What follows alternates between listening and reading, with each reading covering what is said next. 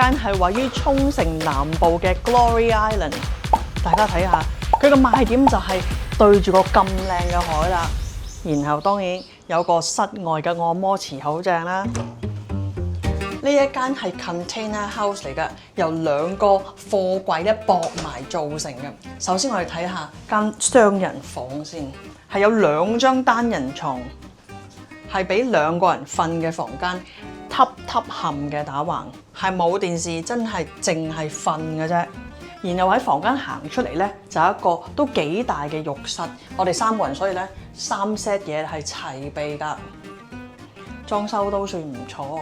嗱，然後咧我哋3個人，所以咧就有3 set 拖喺度。不過我哋有自己拖喺，所以唔用佢啦。然後呢度就係一個獨立廁所，跟住係第2間房，即係第2個貨櫃啦。呢一度其實咧係同個廳黐埋一齊，可以瞓。我諗最多都2個人。你埋邊嗰個就因住撞頭，咁啊 Mia 咧就好好彩啦。呢間房咁靚，佢就瞓呢度嘅1個人。咁細嘅位，佢都整一個正常星盤，一個真係都幾深嘅星盤俾大家用。一個真係細 kitchen 啦，有微波爐啦，然後有一個細嘅雪櫃，佢有 Starbucks 嘅 capsule 可以喺呢度用。其實呢度最靚咧係呢一個位置，調翻轉睇先，呢一個位置係靚到爆，仲要咧係好 relax 嘅。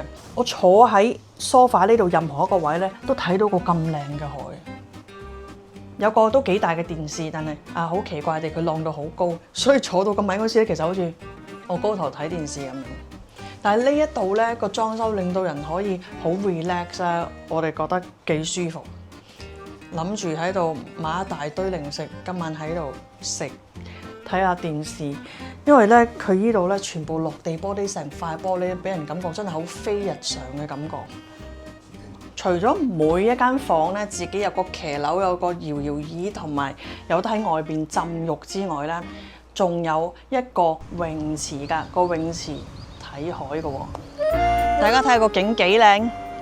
呢一個 Glory Island 咧，其實佢個範圍唔係好大㗎咋，但係咧佢都俾大家一個泳池，而個泳池係睇到海啊，真係靚到爆。完全啲阿婆做韻律泳嗰啲姿勢。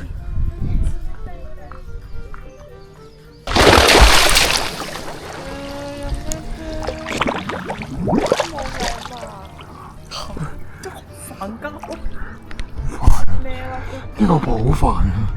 韓國ですね。お母さんが婆細數。呢度係咪用普渡出面啲山水嘅咧？勁多山水啊嘛！喺附近。而家我哋落嚟泳池咧，唔曬好正。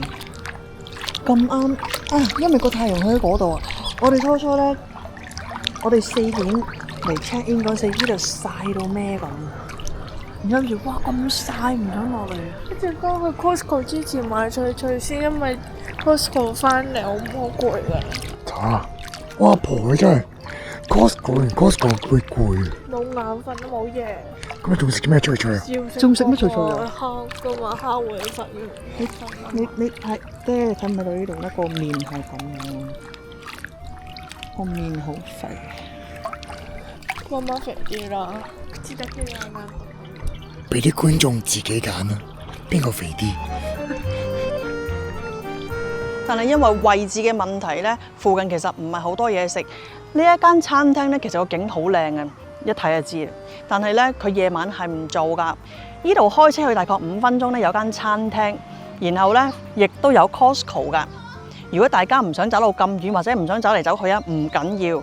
大家可能估唔到呢一個 complex 係居然有 in-room dining， 其實即係外賣。但係咧，你叫佢咧，佢係會送到嚟你間房。我覺得咧，呢個都好方便，大家就唔使走嚟走去，可以一路去 enjoy 個海啦。好啦，我哋今晚咧就唔嗌外賣喺間房度食啦，我哋決定去 Costco。我哋瞓完一晚，聽朝再同大家講。但呢間酒店嘅 location 實在好難叫人嚟。如果唔係咁荒蕪嘅話，你咁嘅景又唔可以咁嘅價錢，有啲咩人會揸到咁遠嚟住呢間酒店啊？諗過到佢中意啲 remote 嘅地方啊嘛，佢唔係一個正常香港嚟。呢度日本人都唔多，何況香港、台灣人。好啦，今次咧，我哋首先講一講酒店嘅全名 Glory Island Okinawa Yabusachi Resort。係啦，好長嘅。但呢間酒店咧，我哋點會知呢？真係多得香港嘅 YouTuber 林樂儀，佢幾年前嚟沖繩嗰陣時咧，喺度開過 live，我哋先知㗎。為咗多謝佢介紹呢間酒店俾我哋咧，我哋而家幫佢賣下廣告先。佢係香港嘅山系 YouTuber 始祖，不過真正嘅職業咧係經營香港嘅甲船平台 Splitty Boat， 等大家可以用最少錢、最方便嘅方法去到香港好靚嘅大自然外島。呢個服務咧，我哋其實非常之推薦㗎。講翻呢間酒店先，我哋住嘅呢間房咧叫做 Ocean Window Room。酒店咧對住呢個海咧係東邊嚟㗎，所以咧喺房間裏邊你可以嘆住冷氣睇日出啊！點解淨係得夜景睇？冇嘅，我哋做人好有厚道㗎嘛，想留翻啲 surprise 俾大家自己親眼嚟到呢度睇日出啊！房間本身好乾淨啦 ，internet 好快，然後冷氣係好足夠㗎。嚟到夜晚咧，呢度係非常之舒服，慢慢喺度 hea 係好開心。不過咧，佢哋嘅窗簾係廢㗎，所以咧你哋記得戴眼罩啊。10分鐘步行距離，冇便利店，大家需要揸車大概5分鐘㗎。呢度所有房間咧都係有個浴缸喺外面㗎。但係咧，你要 book Ocean Window Room 先至可以咧喺你嗰個浴缸睇海景，夜晚仲可以坐喺個 bathtub 度睇星星添。酒店除咗7月同埋8月之外咧，2人房只需要1萬幾 yen 嘅啫，係非常之抵。你有個咁靚嘅海景，你由 check in 開始去到 check out 都可以睇到，我哋覺得係非常超值㗎。但係作為外國人咧，預約嗰陣真係要留意啦，因為呢間酒店標榜無人服務㗎，佢哋會 send link 俾你，叫你去登記。